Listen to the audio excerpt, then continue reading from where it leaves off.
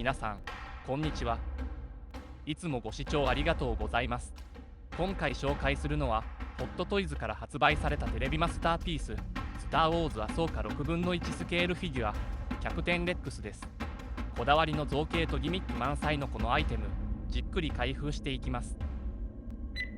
他にもクローントルーパーの開封レビュー動画がありますので、ぜひご覧ください。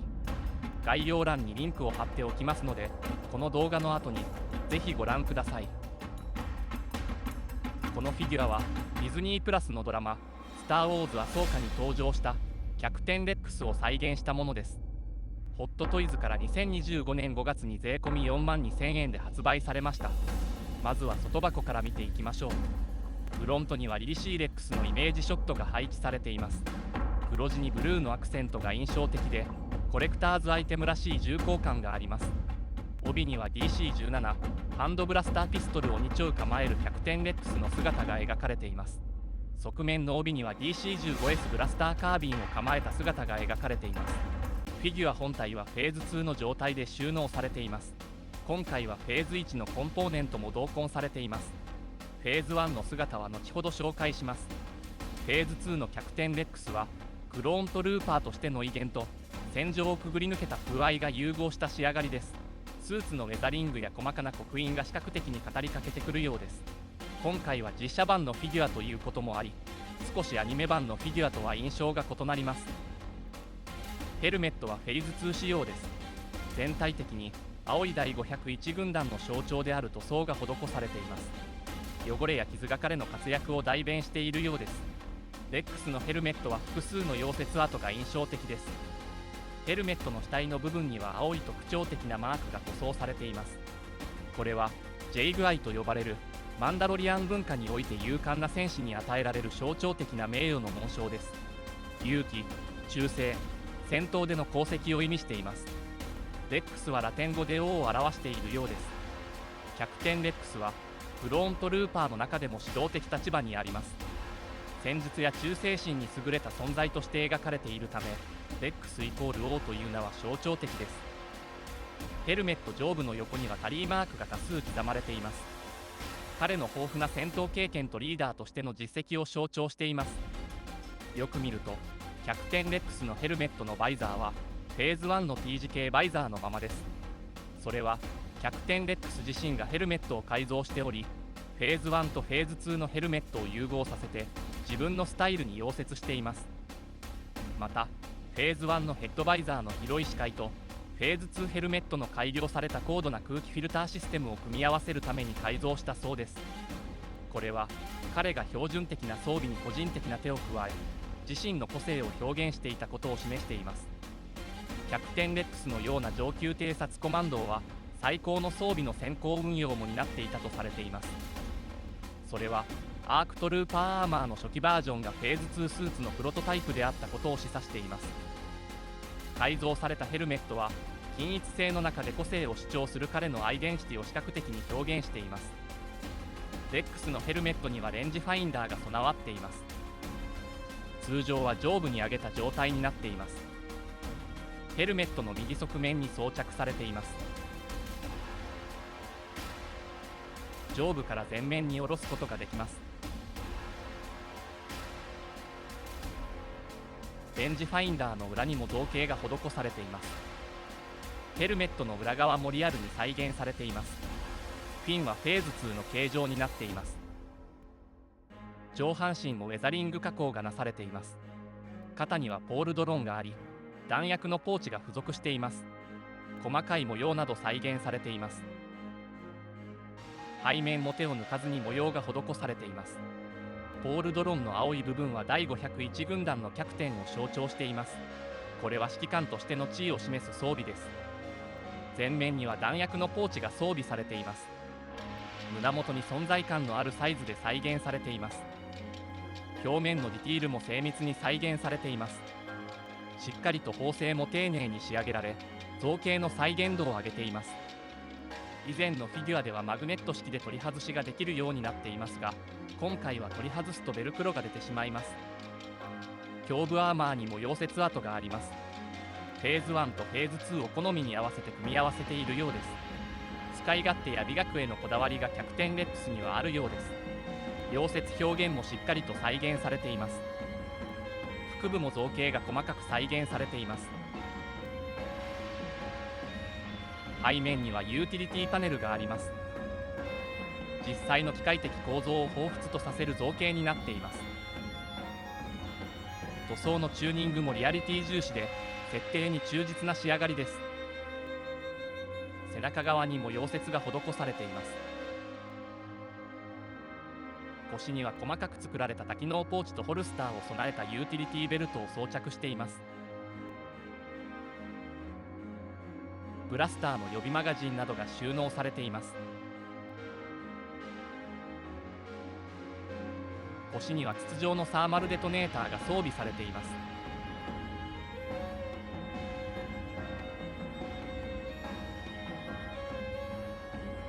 左の肩のアーマーには大胆に青い塗装がなされています。すれて削れた青い塗装は戦闘を乗り越えてきた証ですね。近くで見ると戦闘で汚れたアーマーの加工が緻密に再現されています。意識しなくてもその再現度がフィギュアのリアリティさを心に残してくれます。腕にもタリーマークが複数刻まれています。どの戦場でその数を重ねてきたのか想像が膨らみます。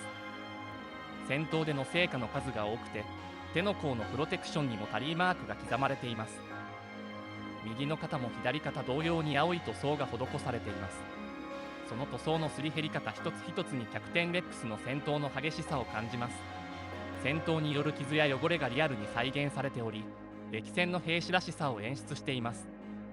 右腕には戦術通信や命令伝達に使用される装備が配置されています。そのせいかタリーマークは左腕とは異なり、白い部分に刻まれています。右手の甲には変わらずタリーマークが刻まれています。ベルトの下にはカーマを装着しています。カーマは断熱や脚部保護具として機能します。黒いカーマの周囲に第501軍団を表現する青い縁取りが施されています。舞台カラーの統一感と個性の表現を両立しています。カーマは単なる装飾ではありません。キャプテンレックスの戦士としての誇りと指揮官としての責任を象徴する重要なパーツです。フィギュアに使用されている素材は布製と思われます。縫製やステッチも細かく施されています。布製のため自然な動きが可能でポーズの幅が広いのが特徴です。さらに今回はワイヤーが入っており自由な形に固定することができます。風になびかれているシーンを再現したり走る時の躍動感をまとわせることができます。足のプロテクションもウェザリング加工がなされています。膝には第501軍団の青いラインが入っています。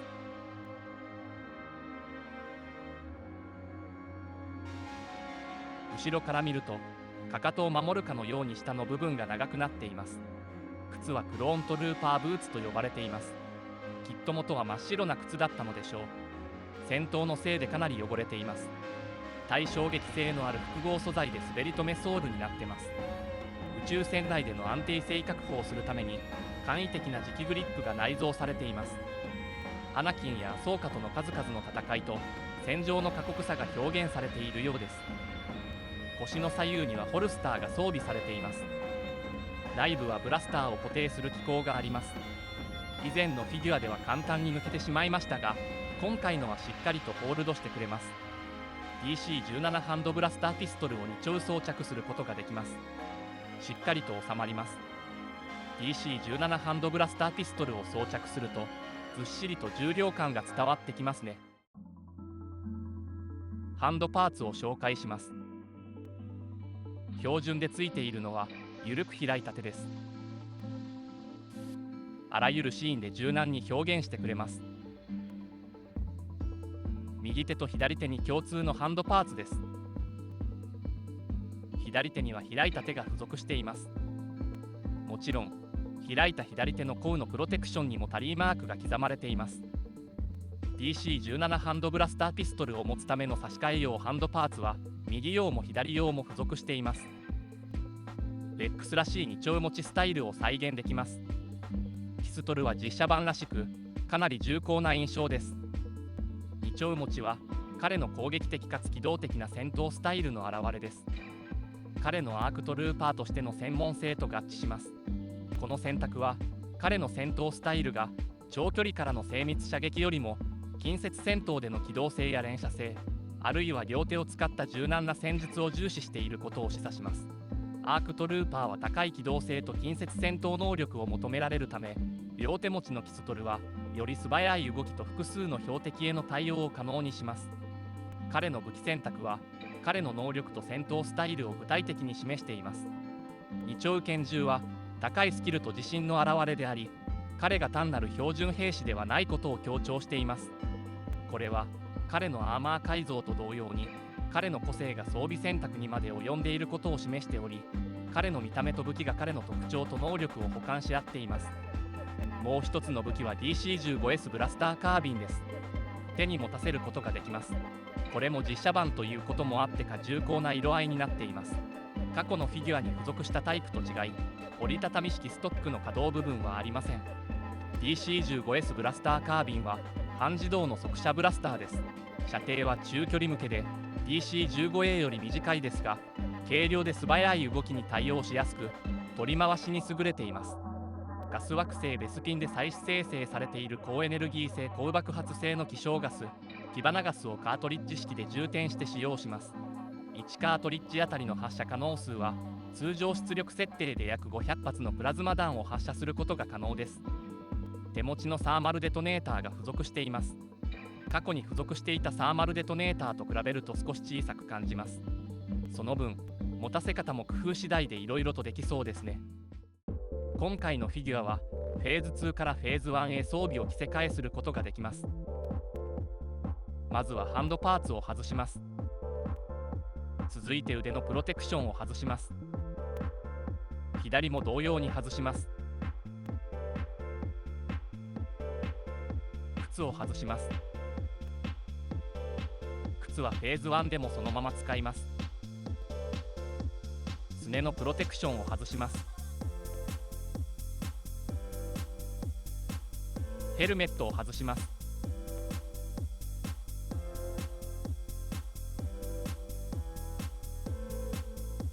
胴体のプロテクションを外します。両脇の留め具を外すと前後に開いて取り外せます。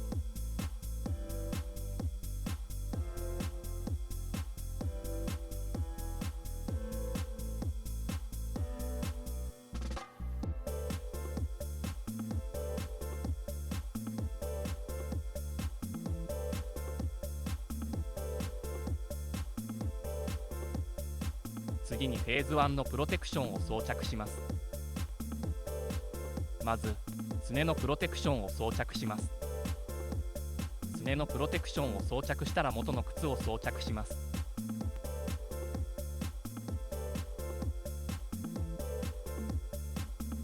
右用と左用があるので間違えないようにしてください。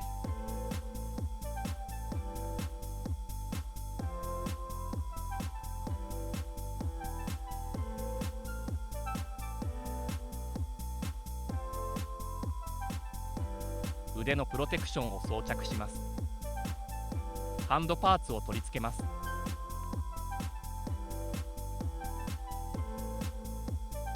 こちらも右用と左用があるので間違えないようにしてください。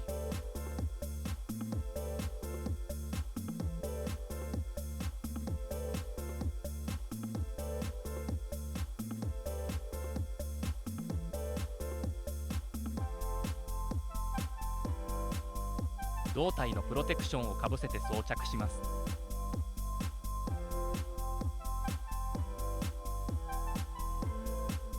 両脇の留め具をはめます。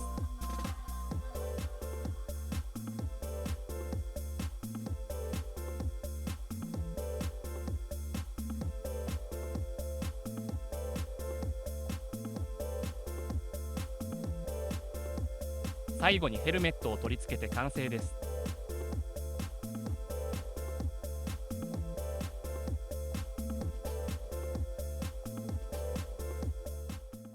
フェーズ1の姿は初期クローン兵らしいデザインが際立っています。ヘルメット形状の違いで全体の印象も変わります。フフェーズ2の時よりウェザリング加工が少なめで綺麗な状態です。また501大隊の象徴カラーである青色が肩、腕、脚部にペイントされており、レックスの個性を強調しています。ポールドローンは少し形状が異なります。フェーズ1のヘルメットも J 具合が額に描かれ、名誉の印として際立っています。頭頂部のフィンの形状がフェーズ2とは異なります。タリーマークはまだ刻まれていません。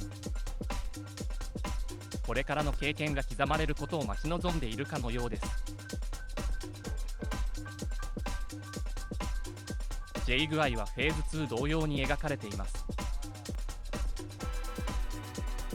バイザーはフェーズ1仕様のバイザーです。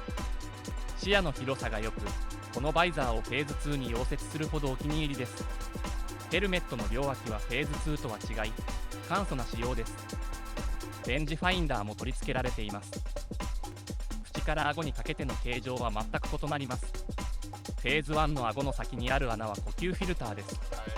小さく簡素な作りであり、フェーズ2の改良された高度な空気フィルターシステムと比べて見劣りします。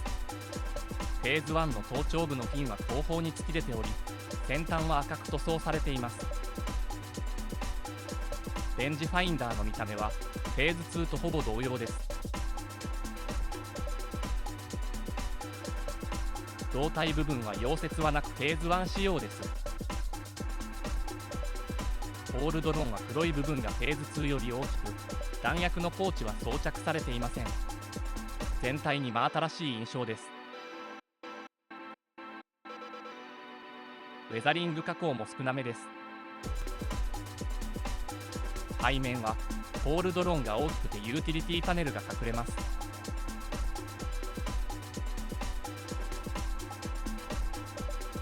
腕や手の甲のプロテクションにもタリーマークはまだついてません。多少のダメージ加工はされていますが、まだまだ新しい印象です。手の甲の青い塗装も綺麗な状態です。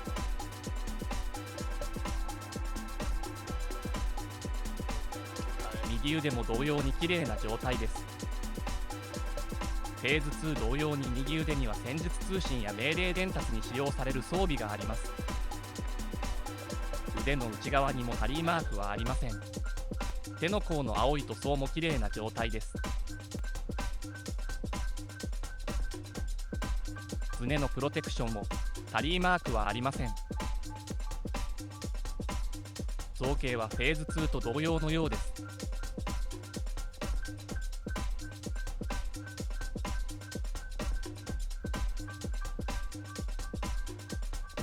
フェーズ1の右手にも開いた手が付属しています。フェーズ2とのポージングの比較ができますね。フェーズ2同様に DC-17 ハンドブラスターピストルを持つための差し替え用ハンドパーツは右用も左用も付属しています。フェーズ1用ハンドパーツの手の甲にはタリーマークはありません。フェーズ1でも DC-17 ハンドブラスターピストルの2丁持ちができます。DC-17 ハンドブラスターピストルはフェーズ1と2では同じものを使います。それでは過去に発売している別バージョンの逆転レックスと比較してみましょう。まずはホットトイズのクローンウォーズ版です。全体的な印象としてはクローンウォーズ版より今回の逆転レックスの方が太くがっしりとして見えます。アニメ準拠のためかクローンウォーズ版はやや細身です。ヘルメットもウェザリングだけでなく造形もよく見ると違います。胴体の部分は胸のプロテクションの大きさがかなり違いますね。実写準拠のため動きや体型に合わせたのかもしれません。ポーチのサイズもかなり違います。ポールドローンの位置や大きさも見比べると違いがはっきりします。背中ではユーティリティパネルの位置が少し下がっています。クローンウォーズ版にはジェットパックが付属しています。今回の付属品にはジェットパックは付属していません。腰のサーマルデトネーターは今回の方が少し小ぶりですね。それに対してホルスターはかなり大きくなっています。とても同じものの造形とは思えません。ふくらはぎのプロテクションのかかとの長さは今回のプロテクションの方が少し長いようですね。エアフィルタの形状もかなり違います。武器もサイズ感や色合いが全く別物ですね。続いてはサイドショー版のキャプテンレックスです。全体のイメージとしては先ほどのクローンウォーズ版と同様に、今回のキャプテンレックスの方が太くがっしりとして見えます。ですがヘルメットの造形はなぜかに多様な印象があります。ただ塗装やウェザリングは大きく違いますね。胴体は胸のプロテクションがクローンウォーズ版より長めに作られてますが、中央のくぼみが極端な造形になってますね。胴回りもサイドショー版は細く、全体的にスリムな印象があります。ポーチやポールドロンのバランスも全く異なります。背中のユーティリティパネルは今回のキャプテンレックスの方が少し大きく、位置も下がっています。サイドショー版はクローンウォーズ版と同様にジェットパックが付属します。横から見ると溝に黒い塗装がされていたり、タリーマークの位置や大きさがかなり異なります。肩のプロテクションのサイズも差があります。青の塗装も今回のキャプテンレックスの方が太めになっています。ホルスターもサイドショー版から比べてかなり大きく造形されています。かかとのプロテクションは両方ともかかとまで伸びており、ここは似ています。武器もクローンウォーズ版との比較と同様にサイズ感や色合いも全く別物ですね。いかがでしたでしょうか。クローントルーパーの中でも信念と忠誠心を併せ持つキャプテンレックス。どの時代でも戦士としての誇りを忘れない彼の存在はドラマーソーカでも際立っています。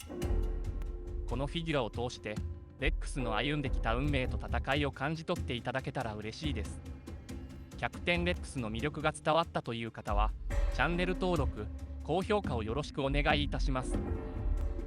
リクエストやコメントなどもお待ちしております。最後までご視聴ありがとうございました。